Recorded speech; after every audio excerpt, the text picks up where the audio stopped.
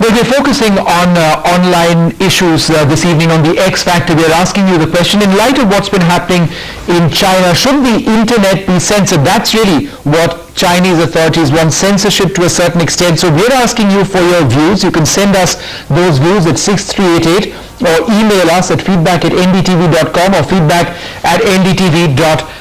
Before we begin our discussion, I'm just going to run through a couple of graphics which we have prepared. The basic point is that censorship of the net in India isn't something which is entirely new. It's happened before. In 1999, VSNL blocked the Pakistani newspaper Dawn during the Kargil attack. In September 2003, the government ordered internet service providers to block Yahoo, a particular Yahoo group, for promoting anti-national news containing material against the government of India and the state of Meghalaya. The first such order passed by the government under the Information Technology Act 2000. So the government does have powers actually to do it. And then more recently, the entire Google Earth controversy. Google Earth, a fairly high resolution images of Indian military installations, Rashtrapati Bhavan. President Kalam in fact said it makes India vulnerable to terrorist attacks. Google promised to look into the matter, but there's been no action taken so far. Well, let's move on now to our discussion. Should there be censorship of the internet in India? Joining us now, Mr. Deepak Maheshwari, Secretary of the Internet Service Providers Association of India. Thanks very much for joining us. Arun Mehta, well-known cyber activist. He calls himself a cyber activist and a fairly common face over here on NDTV. Ranjana Kumari, Director for the Center for Social Research. Thanks, ma'am, very much for being with us. Mr. Maheshwari, we've seen what's happened in China. Is this really a start to what might become an international trend of censorship by governments? Before we look at whether censorship of the internet itself, I think what we should look at is whether censorship itself is desirable or not. And in general, if you look at any type of censorship does not really work well, whether we talk of books, whether we talk of movies, or whether we talk of the internet. We'll get to the ethics of censorship in a moment, but I just wanted to know, is this, in your view, the start of a process when governments now will take on this example of China and decide, look, we can do this as well? This isn't the first. Singapore tried, other countries have tried. Nobody has done it successfully. And I think what this is going to show is that this doesn't work. The Chinese experiment is the largest, and this is really going to be the conclusive proof. You can either get the benefits of the internet or you can control the internet. You can't do both.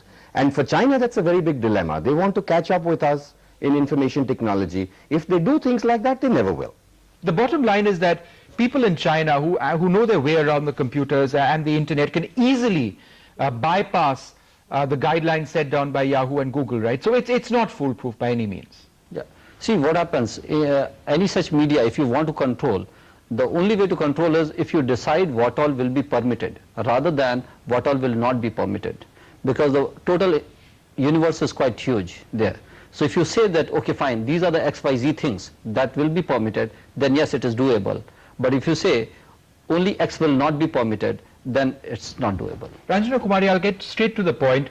Pornography on the internet, 52% I believe of content online is pornographic in nature. A lot of people believe that parents have a very important role in regulating what their kids can actually access, and that censorship per se should be avoided in 99.99% of the cases.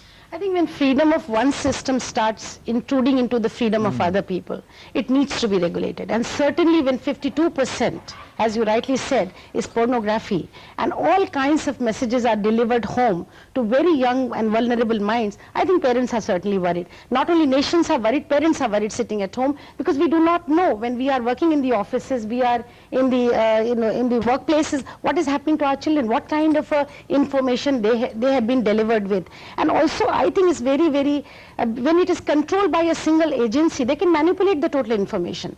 If you, for example, in China, when you look for Dalai Lama, you see somebody very strange. Right. So I think it's a big risk that we are getting into if certain agencies are going to control total global information. There is monopoly, then risk will be people will be fed with wrong information, people's mind will be manipulated, and young children will be led into a direction where this whole pornography becomes way of life, right. So you're which saying, is very risky. So ma'am, you're saying two things, that government agencies aren't necessarily the best people to regulate what's there online, and but secondly that there are concerns over there on who gets to see what that need to be addressed. Do you believe, sir, that we need to have some sort of censorship in India?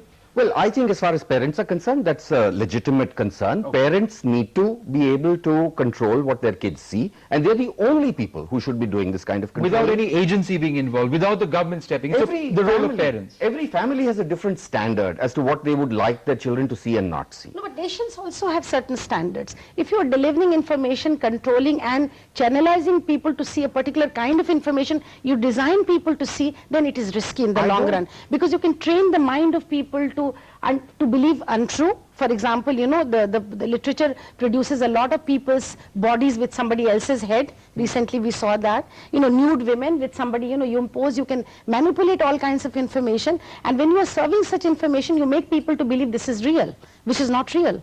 So you are making people to believe untrue stories.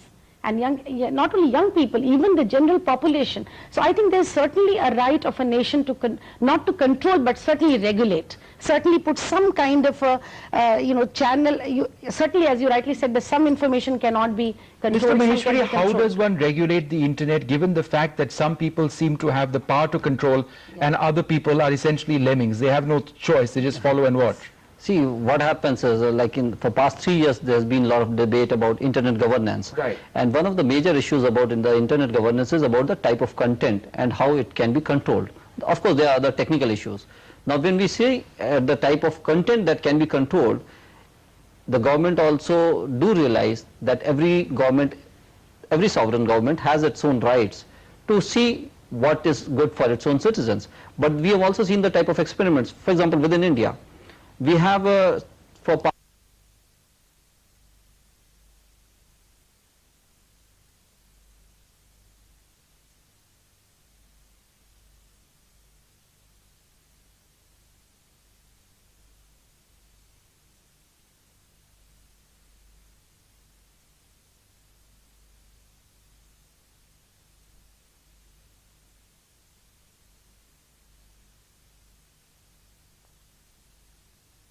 cultures which different societies are negotiating. I don't think that this is necessarily a clash between societies. Who decides on the behalf of India as to what is our culture, what are our cultural...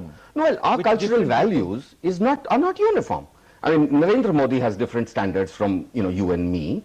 So who is going to take this decision on behalf of the people of China? Number one. The other point, with regards to, putting somebody's head on somebody's body and so on, there are laws of the land. Freedom of speech is not unrestricted. No, but you can't control it. Because it's on the internet, when it is accessible, it is produced. Let me finish. Yes. Every new technology throws up new challenges. When the motor car came, the police must have been very worried. How are we going to control crime? They learned how to deal with it. The same is also going to happen with the internet. It is in fact very easy on the internet to catch crime. And the FBI and even the government of India, the police in India have been very successful. Nobody is saying that internet technology as such, or information flowing free on the technology as such should be controlled, but certainly regulated. What I'm trying to say is that you cannot allow every single information to reach to young minds, to reach to wrong kind of hands. You cannot allow that to happen, and certainly some discretion will have to be used, that you're not encroaching. We don't know who's going to... Yeah, certainly. We don't know who's going to do that. It's not all black and white. It's not all Narendra Modi and others. There is a huge amount of grey area which has to be, that's what the middle path is. And that's where you have to reach out. All right, final quick word from you. The people who are so worried about pornography, how come they're not worried about violence? How come? Certainly we are. Nobody makes noise about violence in movies. Nobody is asking that violence be removed from Hindi movies. But there is a censorship, but certainly, of course, there is a body which monitors. Why not? It's not free for all. It's not that you can show anything you want. Fair enough. It's a debate which I suppose we're all going to have to come back for over and over again, because it's an issue which really now is affecting a lot of people out there. Thank you all very much for being with us this evening on the X Factor. Up ahead, we'll move on to some news reports. Files go missing as people seek their right to information. Stay tuned.